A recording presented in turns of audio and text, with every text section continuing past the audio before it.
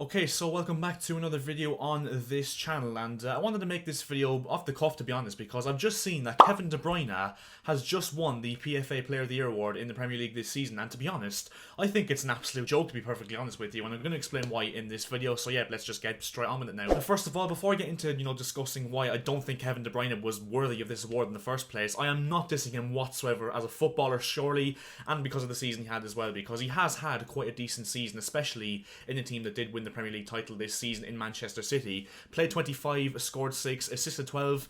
Not bad, not the best though. I mean, how that's Premier League Player of the Year worthy, I have no idea, to be honest. De Bruyne has had better seasons where he hasn't won the Player of the Year, so yeah, I just can't get my head around how he's actually won this award, to be honest with you, but yeah, he just has for some reason. I mean, if you just look at it, I mean, in terms of players that obviously deserved it more than him, Harry Kane got the most goals and the most assists in the Premier League this season, which is just unheard of. I think there's only a few players like Thierry Henry and those kind of players that have actually, done that. And obviously that is, in my personal opinion, Player of the Year worthy. The most goals and the most assists. Not only that in that as well, but for a team like Spurs, who really struggled this season and only came 7th in the Premier League, it's just absolutely unbelievable. So Harry Kane has been really, really hard done by. Ruben Dias as well. I mean, if there's any City player that deserved it, obviously Ruben Dias was the main player in the City title win. He was the main reason why they won it, because their defence was so good this season. Their defence was so solid this season for Man City. And in my personal opinion, and I'm sure a lot of people's opinions, if not everyone's opinion watching this, even City fans, Ruben Dias is way more worthy of this Player of the Year award than Kevin De Bruyne. I'm sorry, it's just true. It's just simple facts. And to be honest, if you're thinking about it from a City perspective as well, you'd probably even say that Ilkay Gundogan deserves it more than Kevin De Bruyne, because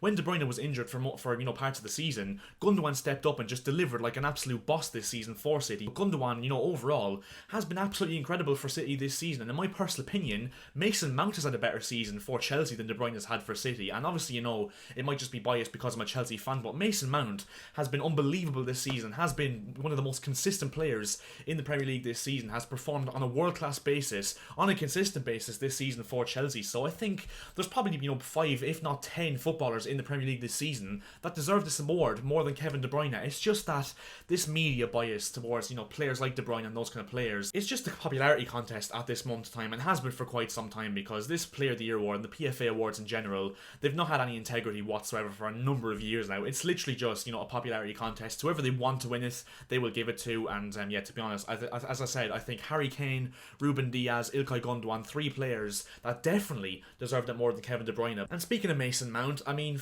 again, I'll go into this one. Phil Forden has won the Young Player of the Year, and I'm not going to hold back on this one, because I think it's an absolute farcical decision, to be honest. First of all, I'm not going to argue once again. Phil Foden has had an unbelievable season, 19 years of age or 20 years of age, I think he is. He's been unbelievable for City this season in his, breakout season for Man City and England this season.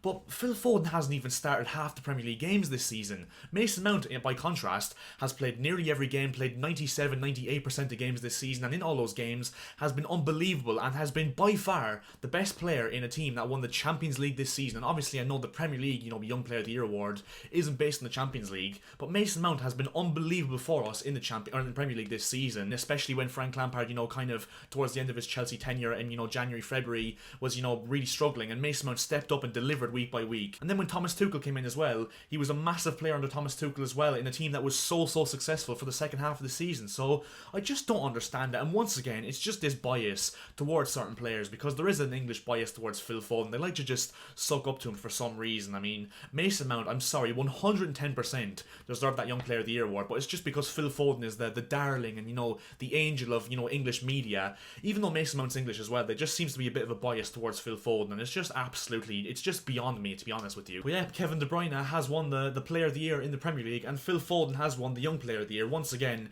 if you're asking for my opinion on this, I think that it's a 50-50 between Harry Kane and Ruben Dias in terms of the Player of the Year, but I just think it's an absolute shoo-in for Mason Mount for the Young Player of the Year. I knew they were going to go for Foden because of this, media bias towards him, but Mason Mount, I'm sorry, has played double the games, and in my opinion had a better season overall in terms of consistency, especially for a team as well that did struggle for a large period of the season as well. But you know what, you just have to, you can't fight it, to be honest, because they're going to do what they want. And yeah, I just think once again it is an absolute joke decision on both awards, to be honest with you. But hey, but yeah, that is where we're going to leave this video. If you did enjoy this video, make sure to drop a like as per usual. Also, if you could subscribe to the channel as well, we are looking to hit 1.7k subscribers on this channel as soon as we possibly can. If you agree or disagree with anything I've said in this video regarding the Player of the Year and Young Player of the Year awards, please make sure to leave it down in the comment section below. I'd love to hear your opinions on this, and yeah, who you think should have won those 2 awards. But yeah, that's where we're going to leave this video, as I said. Thanks very much for watching, guys, and see ya.